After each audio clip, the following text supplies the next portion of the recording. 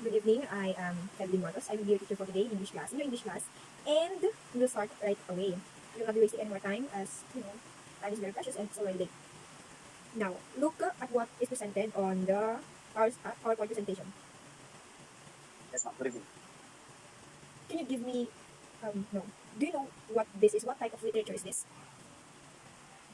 I think this is the poem or poema. Okay. Next. Correct. It is poetry. It is a type of literature. It is a literary work in which special intensity is given to the expression of feelings. This is very common to us, especially sa mga English classes natin or arts. We are often asked to create or write poems, di ba? About our feelings, about the community, about how we feel, what's happening in the world, right? Now, there are elements of a poem. Can you please read the first one? I think, ma'am, this is the title. Next. The author.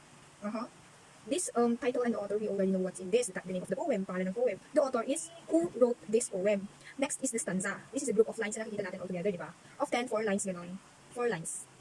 Of course, there will be a space between the stanzas, the gap between the stanzas. Another is the verse, a single line in a poem. It gives a structure to poetry form. This is the lines. Next is rhyme, words that end with similar sounds, usually at the end of the line. Rhyme is principally a function of sound rather than spelling. Ito yung mga kasagda-kasound na DJ ends na, right? Just like, spelling, living, parang gano'n. Basta nagkakasound na. Usually, often dito yung under the poem, although hindi naman palagi. Next will be the rhyme scheme, the pattern of rhymes at the end of each verse or line in poetry. Next, the mood or emotions involved in a poem. Next, theme. This is what the poem is all about. Parang yung, often, yung mga nababasa natin madalas is about love, right? About love. Sometimes about the love for a country. Right? Next is the centered. This is the, poem should be centered most of the time. Arrange is arranged on a page. Ito matindi poem nga sa side, but mas acceptable siya kung sa center kasi, and of course, the capital letters in each line for poem must begin with capital letters. Ayan. Next is the different types of a poem. Can you please read?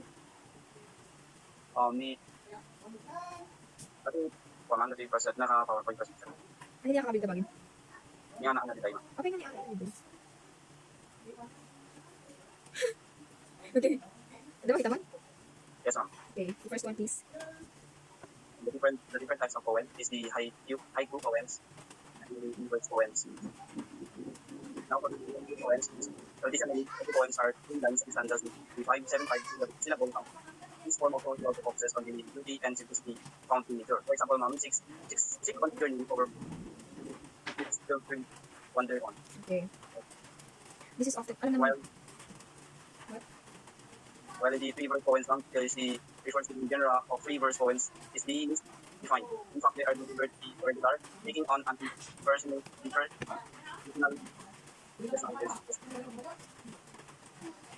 Hello? Yes, ma'am. Okay, napasin? Yes, ma'am. So, haiku, as we studied when we were in high school, is often 3 lines with the stanzas with syllables counting 5, 7, 5. Often hindi siya, it doesn't actually have a rhyme most of the time. Sa 3 lines lang yung syllable count 5, 7, 5. On the free verse, ito yung mga madalas natin nakikita, like especially on spoken poetries. Sa spoken poetries kasi madalas yung mga writers dito, hindi sila masyadong nagka-count ng syllables. Parang wala silang sinusunod na syllables. Ito yung ginagamit nila. They are using the free verse poems. Okay, next. Next type of poem is the cinquain poems. Cinquain is a 5-line poem inspired by Japanese haiku. There are many different variations of cinquain, including American sequence, didactic sequence, reverse sequence, butterfly sequence, and crown sequence. Example is here, Helen, the Beauty is to Me. Another is the epic poem. Epic poem is a long and narrative poem that normally tells a story about a hero. Isa ni Biyag Nilang Ang, I'm sure you've heard about that when you were a child or even in high school. Another is the Iliad, the Homer and the Odyssey. This speaks about the adventure of a certain hero kung how they survive siya, yung mga adventures nila in every island of minsan their lives siya. Next is the ballad poems. This tells ballad poetry is often based on a legend or folklore. Those poems may take the form of songs and they may contain a moral or a lesson. Enjoy some beautiful imagery in the samples. Parang gano'n. Ito naman sa ballad poems, I think this is more on imagery. It describes something. Parang gano'n. Another is the acrostic. Acrostic poems, also known as the name poems, spell out names or words with the first letter in each line. Example, Alexis. Ayan, Alexis. Alexis seems quite shy and somewhat frail, leaning like a tree averse to life, diba? At the first, yung mga first letters spells the name Alexis. Just like that. Acrostic poems or name poems. Next, the last one is actually sonnet poetry. The word sonero is actually Italian for a little sound or song. These forms grabbed poems by the heart for centuries. It began as a 14-line poem written in young pentameter, although flourishes have been made over time. The general principle remains the same. The example given was actually from William Shakespeare. Now, For the activity, can you please get a whole sheet of paper na open? You will be translating the Yucatan poem ni Ana Analigay to English language and label the elements of the poem, yung mga main elements na discuss natin kanina, just like example, title, yung author, ganun. Yes. Okay. Just like this.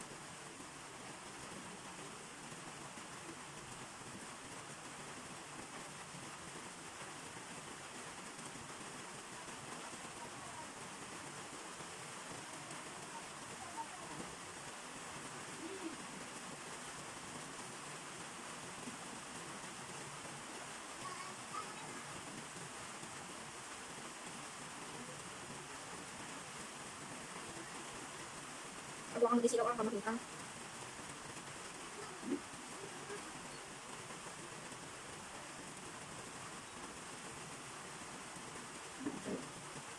Wait. Please translate this poem. Okay?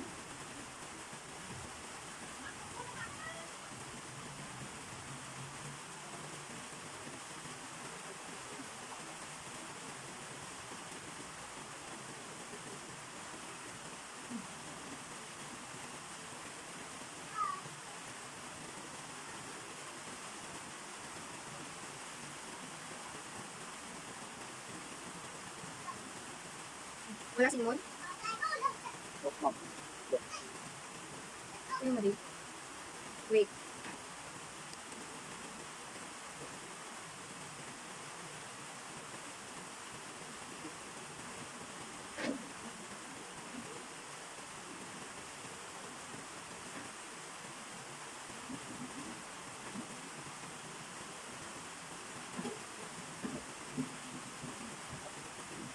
Ito, makita mo? Ha? Yes, ma'am. Please translate this into English language and label the parts.